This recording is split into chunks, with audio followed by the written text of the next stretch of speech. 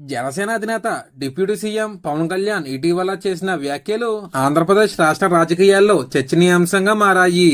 వైసీపీని మళ్లీ అధికారంలోకి రానివ్వను అని పవన్ స్టేట్మెంట్ అటు వైసీపీతో పాటు ఇటు టీడీపీని కూడా ఇరకాటంలో పెట్టాయి.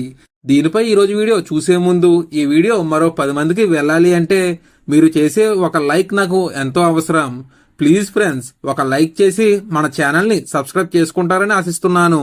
అలాగే ఈ వీడియో గురించి మీరేమనుకుంటున్నారో కామెంట్లో తెలియజేయండి. ఇంకా ఏమాత్రం లేట్ చేయకుండా వీడియోలోకి వెళ్దాం. ఈ వ్యాఖ్యలు యువతలో పవన్ పాపులారిటీని మరింత పెంచాయనే అభిప్రాయం వస్తుంది.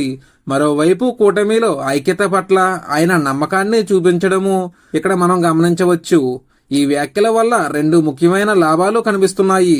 ఒకటి, పవన్ చేసిన వార్నింగ్లు యువతను ఆకర్షించడం. ఆయన్ను ఫాలో అయ్యే యువతకు ఇది స్ట్రాంగ్ మెసేజ్ ఇచ్చిందనే చెప్పాలి. 2, కూటమి ఐక్యతపై పవన్ స్పష్టంగా ఉన్నారని తెలుస్తోంది. అయితే ఇవే వ్యాఖ్యలు కొన్ని మైనస్లకు కూడా దారితీస్తుంది. ముఖ్యమైన విషయం, కాపు నాయకులు ఇప్పుడు కాకపోతే మరో ఎన్నికల్లో అయినా తమకు సీఎం పదవి దక్కుతుందని, తాము అధికారంలోకి వచ్చే స్థాయికి ఎదుగుతామని లెక్కలు వేసుకుంటున్నారు. కానీ 15 ఏళ్ల వరకు కూటమి ప్రకటనతో వారు నీరుగారిపోతున్నారు. క్షేత్రస్థాయిలో కనిపిస్తున్న వాస్తవం ఇది. గత ఎన్నికల్లో ఒకే ఒక కారణం, అనుభవం లేకపోవడం. ఈ కారణంతో సీఎం పదవి పవన్ ని వరించలేదు. ఇప్పుడు స్వయంగా పవన్ వ్యాఖ్యలతో వారిలో కాస్త అసంతృప్తి వచ్చిందని తెలుస్తోంది. మరి ఇప్పుడు 5 ఏళ్ల తర్వాత కూడా అనుభవం రాకుండా ఉంటుందా అనేది వారి ప్రశ్న.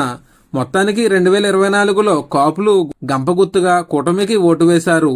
ఇప్పుడు పవన్ వ్యాఖ్యలతో వారిలో కాస్త అసంతృప్తి వస్తే కూటమికి తీవ్ర ఇబ్బంది తప్పదు. దీంతో చంద్రబాబుకి ఏం చెయ్యాలో తెలియలేని పరిస్థితి ఏర్పడింది.